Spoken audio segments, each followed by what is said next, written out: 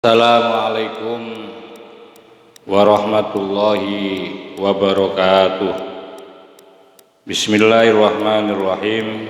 Alhamdulillahil qail nun wal qalami wa ma yasturun ma anta bi ni'mati rabbika bimajnun amma ba'du. Alhamdulillah, syukurillah. Mari kita lanjutkan kajian kitab Iqatul Imam. Pada hari ini kita sudah sampai kepada kata mutiara hikmah dari kitab Hikam, Matan Hikam, yaitu seri yang ke-9. Kita akan secara langsung saya bacakan. Bismillahirrahmanirrahim. Tanawwa'at ajnasul a'mali bitanawwu'i waridatil ahwali. Tanawwa'at beraneka ragam. Apa ajnasul a'mali, jenis-jenis amalia-amalia seseorang itu, bitanawu'i waridatil ahwali, karena berbeda-bedanya atau beraneka ragamnya waridat atau kondisi spiritual yang datang. Jadi begini, bahwa jenis amal yang berbeda-beda yang muncul dari perbuatan manusia itu ditentukan karena berbeda-bedanya kondisi spiritual yang hadir atau yang datang atau yang bersumber dari Allah Subhanahu wa taala. Tanwi'u syai'i, adapun yang dimaksudkan dengan beraneka ragamnya sesuatu, itu artinya itu adalah taksiruhu, banyaknya sesuatu. Jadi kata-kata tanawwa'at yang ada di dalam matan hikam ini, tanawwa'a ya tanawwa'u tanawu'an ya. Tanwi' itu artinya adalah banyak, beraneka ragam dari sesuatu. Jenis-jenis amal yang muncul ke permukaan dari setiap perbuatan seorang hamba itu dipengaruhi kuat oleh karena adanya beraneka ragam daripada kondisi spiritual yang ada di dalam kolbun seorang hamba.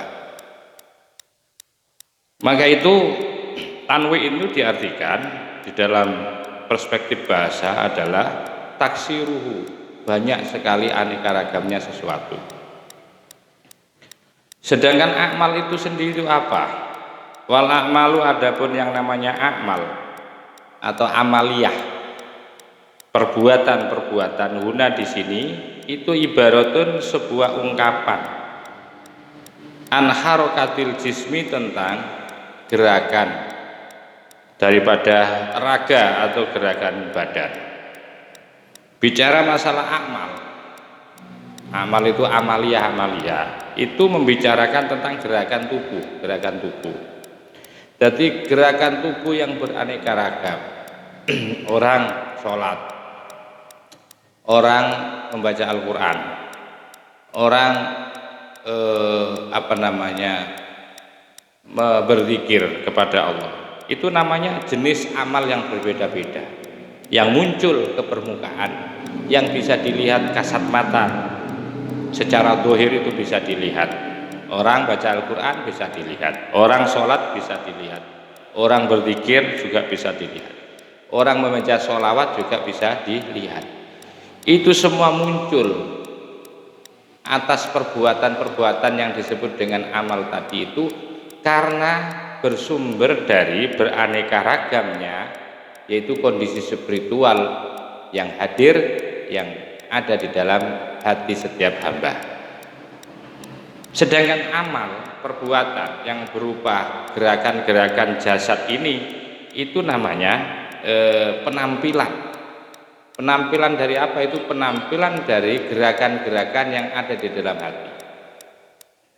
Wal waridatu, maka adapun yang dinamakan waridat atau waridat itu adalah pemberian-pemberian langsung dari Allah berupa karunia-karunia, pemberian tapi yang bersifat non materi, yang bersifat sesuatu yang halus, ya, karunia rahmat, ya, Allah Subhanahu Wa Taala.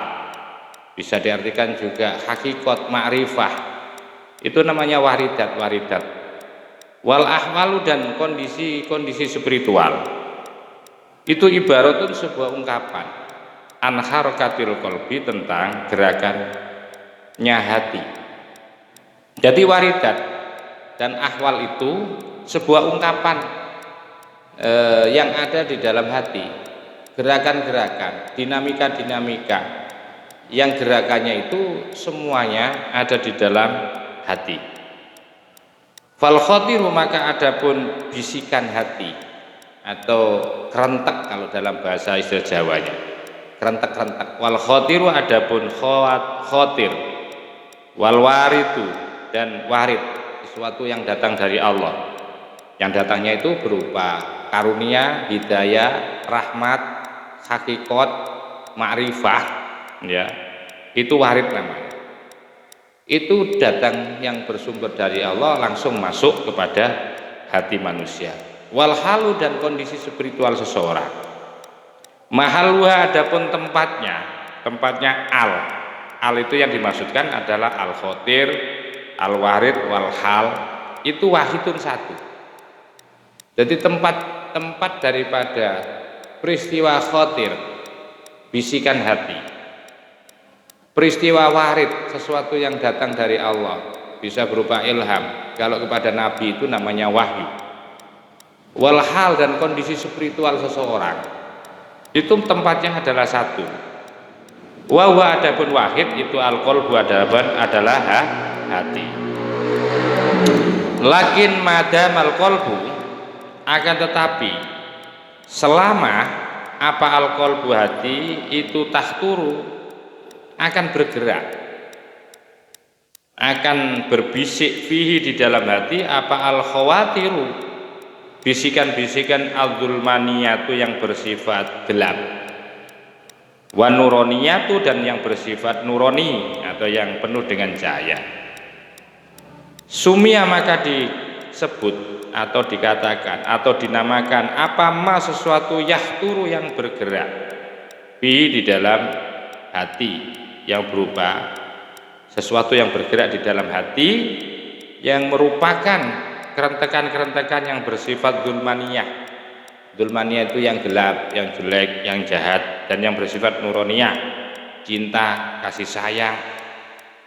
Itu selama masih bergetar di dalam hati, itu namanya khotiron, namanya khotir.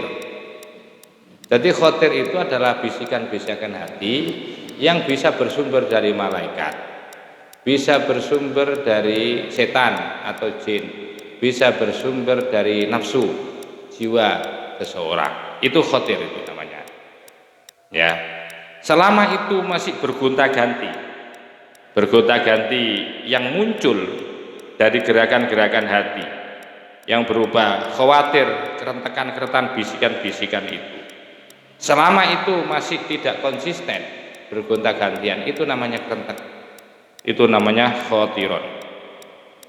Wa ing qata'at, dan jika terputus atau hilang anhu, dari hati, apa al khawatiru, yaitu bisikan-bisikan al-dzulmaniyatu, yang bersifat gelap, yaitu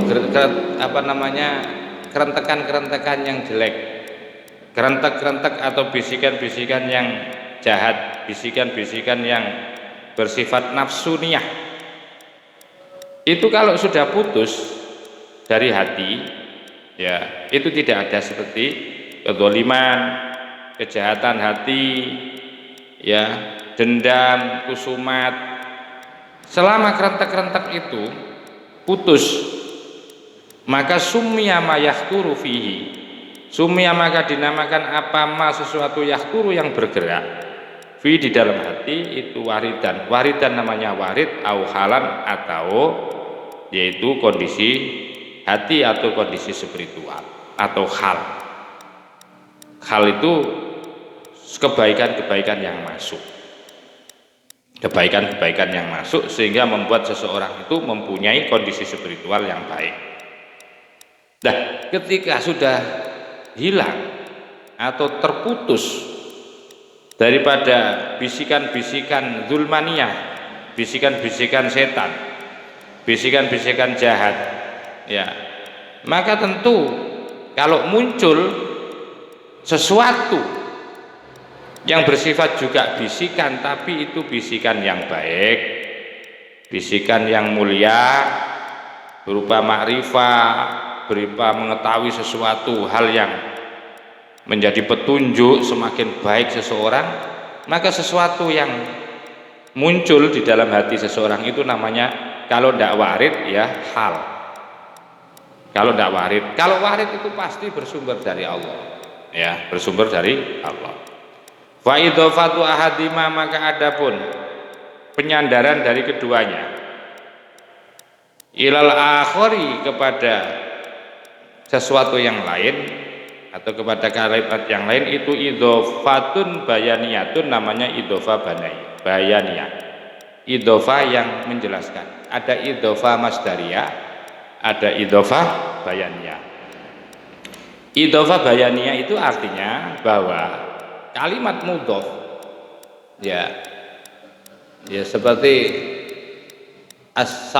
saubul hariri, ya, saubul hariri, Zaidun yalbasu saubal hariri, Zaid memakai pakaian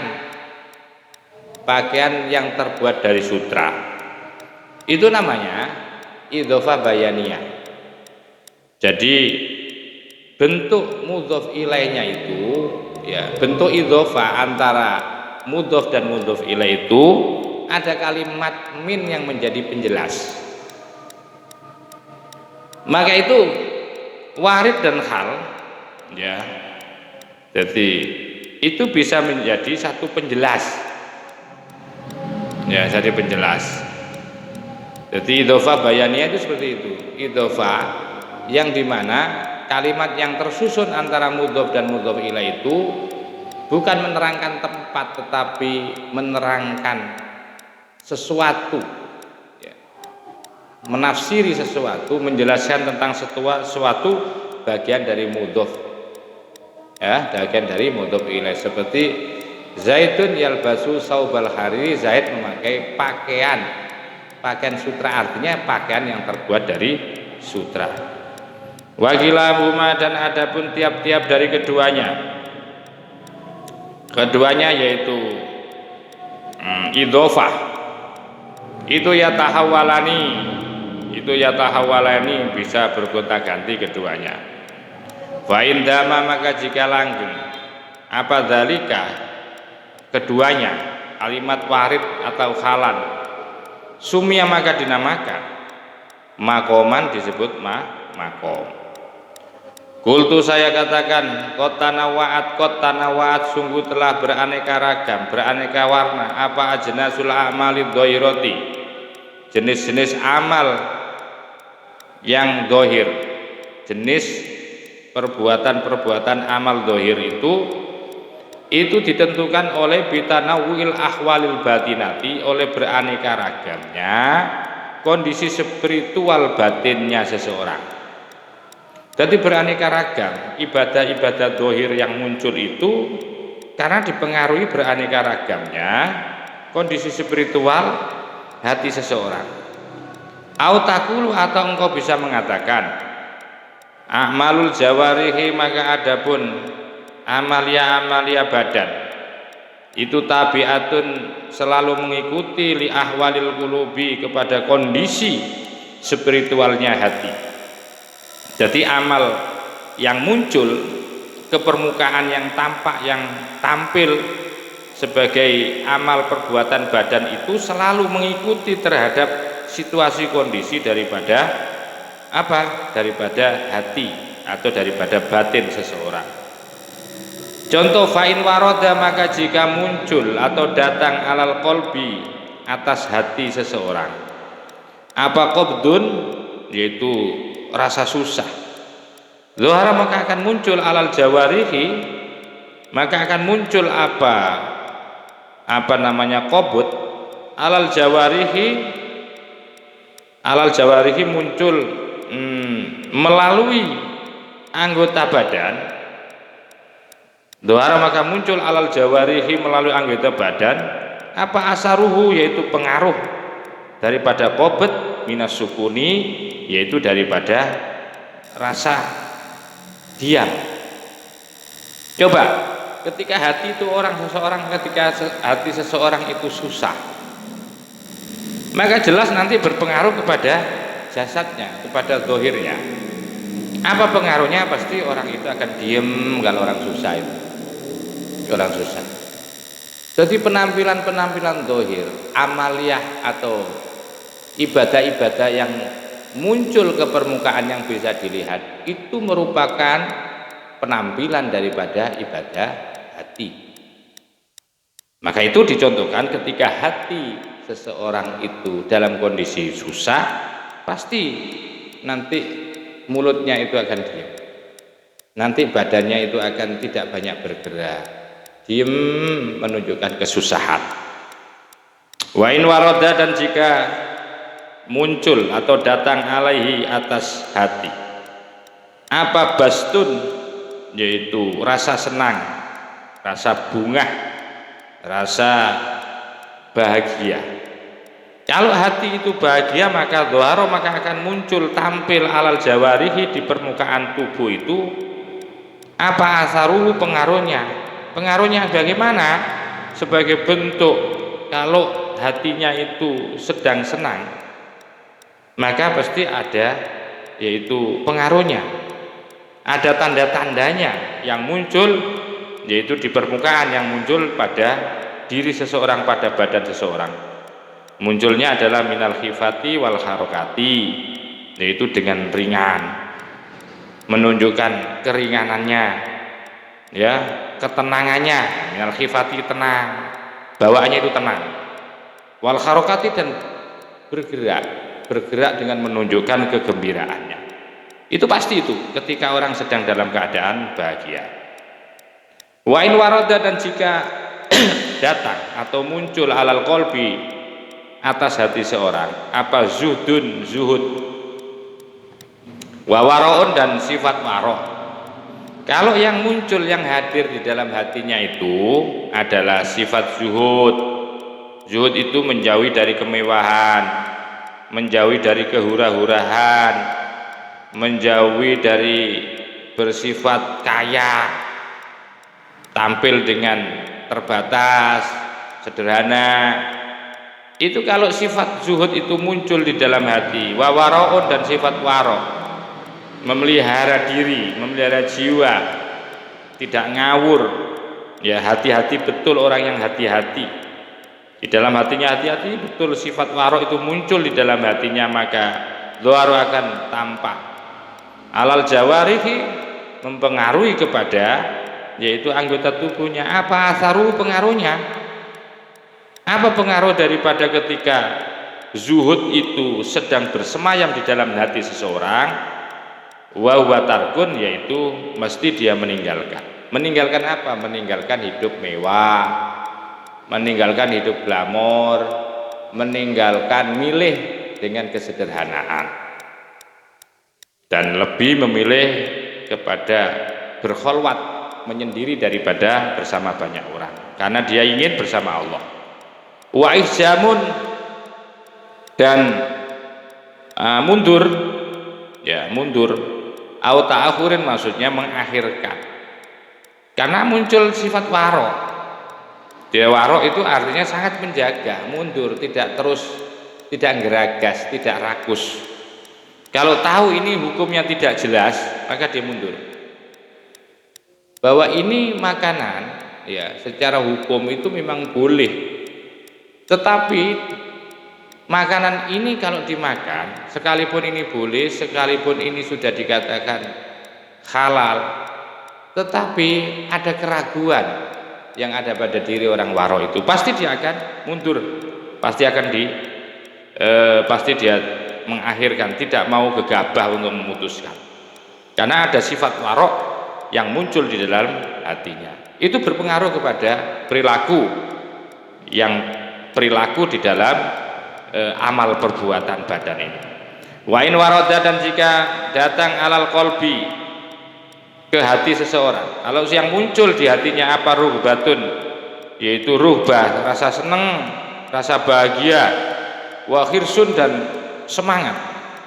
Kalau ada rasa ruhbah, bahagia, senang dan semangat, maka pasti akan berpengaruh dhahara, maka akan muncul alal jawarihi, yaitu mempengaruhi kepada badannya.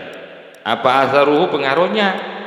Wa huwa, adapun pengaruhnya itu asarnya dari ketika hati seseorang itu disemayami rasa senang, rasa semangat, pasti itu dia akan kadun wa ta'bun, pasti dia akan penat dan payah, pasti itu. Karena ketika orang itu senang segala sesuatu, ini senang, ini senang, ini senang, pasti akan menimbulkan kepayahan. Mau ke sana, mau ke Jember, senang karena di sana sedang ada pameran. Mau ke Surabaya, di sana ada konser. Mau ke Jakarta, karena di sana juga ada konser, satu misal. Mengikuti keinginan hati. Ya, atau kita contohkan juga, orang senang ini, senang itu, senang ini. Beli baju model kayak gini senang. Nanti ada perabotan rumah tangga pengen kayak gini senang, dibeli. Beli ini senang. Terus apa yang didapat? Pasti dia akan mendapatkan kadun wa ta'bun, penat dan payah. Wa in warada, dan jika muncul atau hadir alal qalbi, ke dalam hati seseorang apa, mahabbatun, rasa cinta, wa syauqun, dan rindu. Kalau hatinya sedang disemayami, ditempati rasa cinta dan rasa rindu, maka pasti dhahara alal jawalihi, maka akan muncul ya melalui badan itu apa asaru, pengaruhnya. Wa huwa, adapun pengaruhnya itu syadhun wa raqsun, bergerak-gerak yang menunjukkan kegembiraan, wa raqsun, dan akan menari-nari, joget-joget. Jadi orang joget itu menunjukkan bahwa orang itu sedang cinta, bahwa seseorang itu sedang rindu.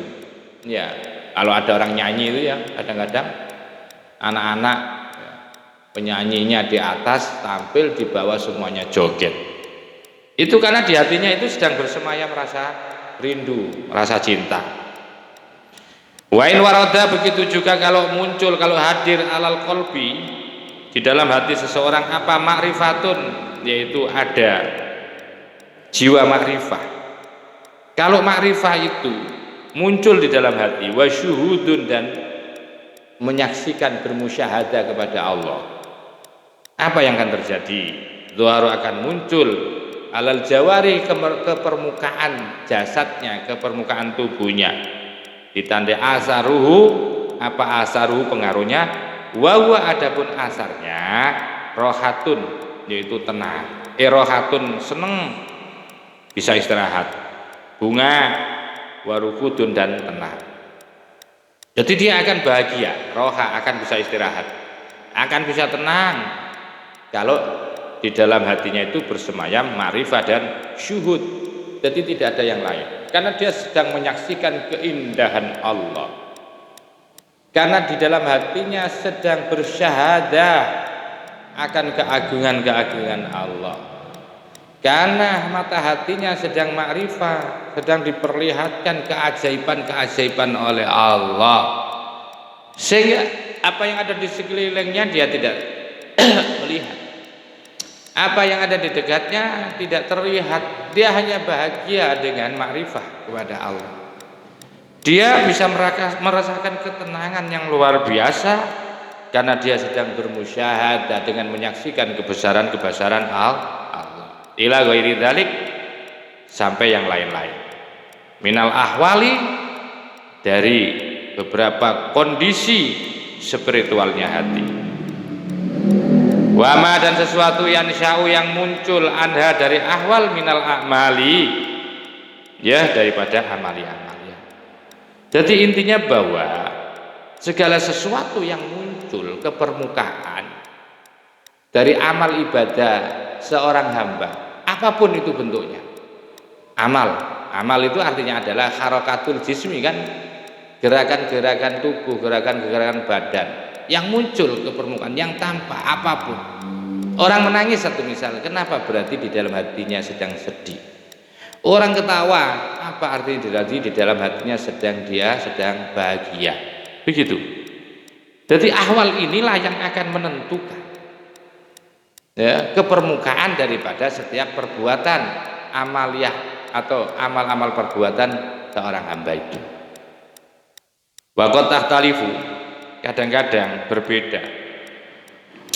Apa hadil ahwalu, yaitu spiritual, keadaan spiritual itu kadang-kadang berubah-ubah, berbeda-beda. Ala qalbin wahidin, terhadap hati yang satu, sehingga fayatalawwanu menjadi beraneka ragam ad-dhahiru penampilannya fi amali di dalam amaliyahnya seseorang, amaliyahnya dhahir. Jadi perbedaan atau berbeda-bedanya kondisi spiritual yang ada di dalam hati seseorang itu menimbulkan beraneka ragam penampilan amal secara dhahir. Ya. Waqad yaghlibu, kadang-kadang ghalaba yaghlibu, mempengaruhi atau bisa mengalahkan ala qalbi wahidin, terhadap hati yang satu itu. Apa halun wahidun, yaitu kondisi spiritual hati yang satu. Fayadharu, maka muncul alaihi atas fayadharu, maka muncul alaihi atas qalbun apa asarun wahidun, pengaruh yang satu. Ketika ya bahwa kondisi spiritual satu itu mempengaruhi terhadap satu keadaan hati, maka yang muncul ya satu. Begitu juga faqad yaghlibu, kadang-kadang bisa mempengaruhi atau mengalahkan ala syakhsi, atas diri seseorang. Apa al-qabdu, yaitu rasa sumpek, rasa susah. Jadi faqad yaghlibu kadang-kadang bisa mengalahkan ala syakhsi pada diri seseorang, apa al-qabdu, yaitu hati yang sumpek tadi. Fayakunu, maka sehingga ada seseorang itu makbudun, akhirnya seperti dihimpit, seperti disusahkan gitu. Jadi akhirnya yang muncul itu makbudun fil ghalib, biasanya yang muncul itu adalah sesuatu yang dihimpit tadi. Ya, yang dihimpit tadi. Waqad yaghlibu, dan kadang-kadang yaghlibu bisa mengalahkan alaihi atas seseorang apa albastu, yaitu rasa senang. Begitu juga ketika yang muncul ya, yang bisa mempengaruhi, yang menglindih ya, yang menggenggam, yang mengalahkan, itu adalah rasa bahagia yang ada di dalam hati, maka pasti yang muncul itu adalah sesuatu yang mabsuton, yang menjadikan dia bahagia. Kadzalika, seperti itulah, ila ghairi dzalika, sampai hal-hal yang lain minal ahwali, dari kondisi spiritual seseorang. Jadi intinya kondisi spiritual inilah, kondisi hati inilah yang mempengaruhi terhadap dinamika atau penampilan zahir, penampilan jasad atau amal perbuatan seseorang. Wallahu ta'ala, adapun Allah ta'ala itu alamu, yang jauh lebih mengetahui hal itu. Wa fil hadisi, dan di dalam hadis, ala, ingatlah, wa inna fil jasad, maka sesungguhnya di dalam jasad itu mudghatan, ada segumpal darah. Idza soluhat, apabila bagus apa mudghah, soluha, maka menjadi bagus apa al jasadu, jasad kuluhu secara keseluruhan. Wa idza fasadat, dan apabila rusak apa mudghah, segumpal darah, maka fasada, maka menjadi rusak apa al jasadu, jasad kuluhu secara keseluruhan. Ala, ingatlah, apa yang dimaksudkan tu waya adapun mudghah itu al-qalbu adalah hati. Qultu saya katakan wali ajli hadzal makna, dan karena wali ajla dan wali ajli hadzal makna, dan karena tujuan inilah, dari sinilah ya makna ini, dari makna ini, dari tujuan makna ini, maka ikhtalafat, maka menjadi berbeda-beda. Apa yang berbeda-beda? Ahwalus sufiyati, kondisi spiritual para ahli sufi. Jadi kondisi spiritual ahli sufi itu berbeda-beda.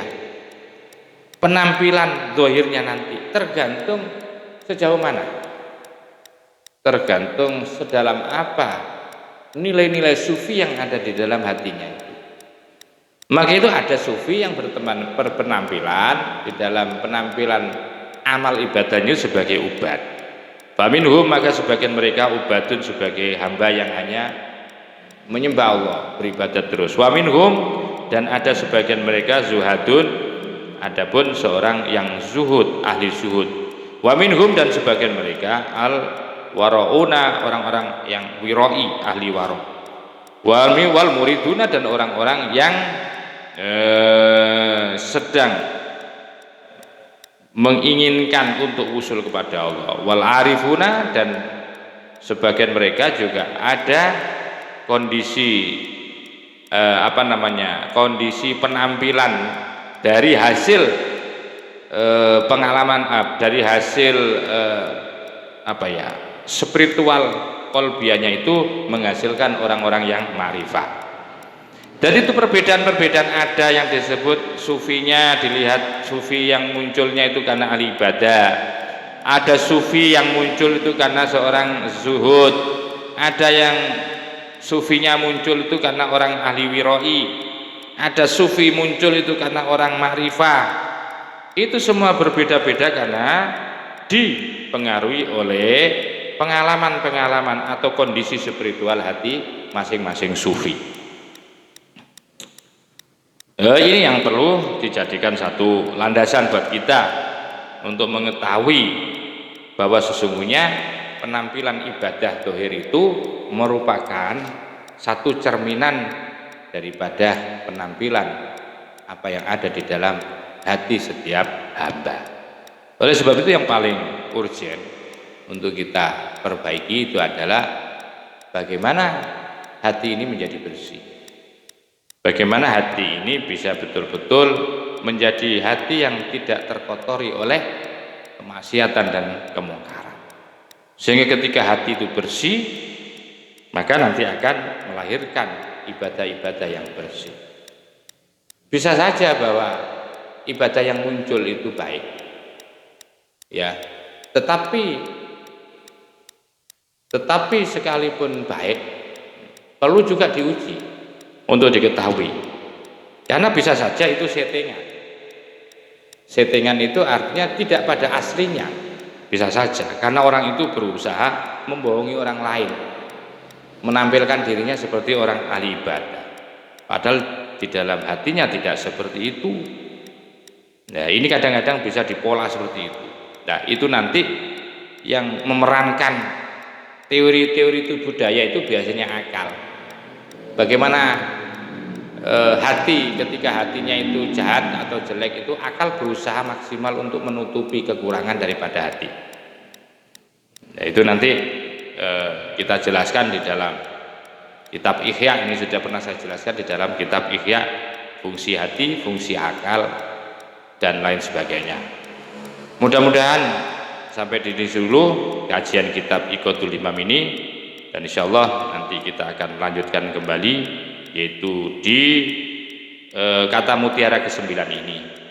Nanti mungkin ada satu lembar lagi, dan insyaallah mudah-mudahan ini menjadi sempurna nanti. Maka saya buat 2 seri 1 dan seri 2 di dalam kajian kata mutiara yang ke-9 ini. Mudah-mudahan menjadi ilmu yang manfaat. Wa akhiran wallahul muwaffiq ila aqwamit thoriq wal afu minkum. Wassalamualaikum warahmatullahi wabarakatuh.